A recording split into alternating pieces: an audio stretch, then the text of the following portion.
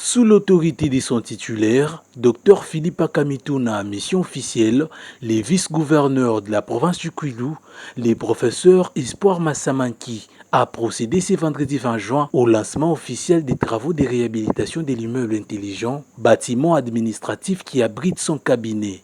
Situé dans la commune de Bassoko, à proximité de l'aéroport de Bandundu, en face du bâtiment de la fonction publique, l'immeuble était depuis plusieurs années dans un état de délabrement avancé. Homme de terrain, le professeur Massamanki a personnellement supervisé les premières étapes des travaux. Il a été vu inspectant la pose des carreaux au deuxième niveau du bâtiment où se trouvent ses bureaux et donnant des instructions précises aux ouvriers sur place. Il a également suivi de près les travaux de peinture et coordonna lui-même.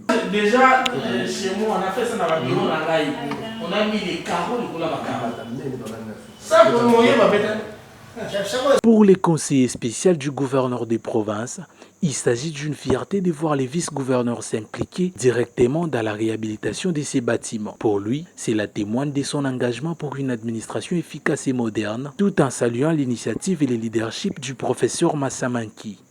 Le vice-gouverneur, par sa culture, n'accepte pas que nous puissions travailler dans de telles conditions.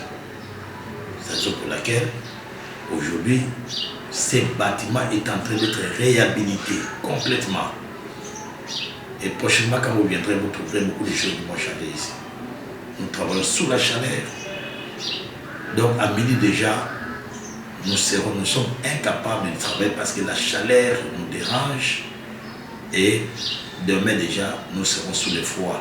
Nous allons travailler convenablement pour réfléchir et produire les résultats très attendus par son excellence de la province, son excellence Philippe Akamituna. L'immeuble intelligent, autrefois symbole d'une administration provinciale dynamique, n'avait plus bénéficié d'entretien régulier depuis les passages du regretté professeur Balabala. Grâce à cette réhabilitation, il est désormais promis à une nouvelle vie sous l'impulsion de ces dignes fils du Kwilu, déterminés à redonner l'image des infrastructures publiques et à impulser le développement dans tous les secteurs de la province. À ce jour, ces travaux vont bon train. Les bureaux du numéro 2 de l'exécutif provincial s'est complètement métamorphosé.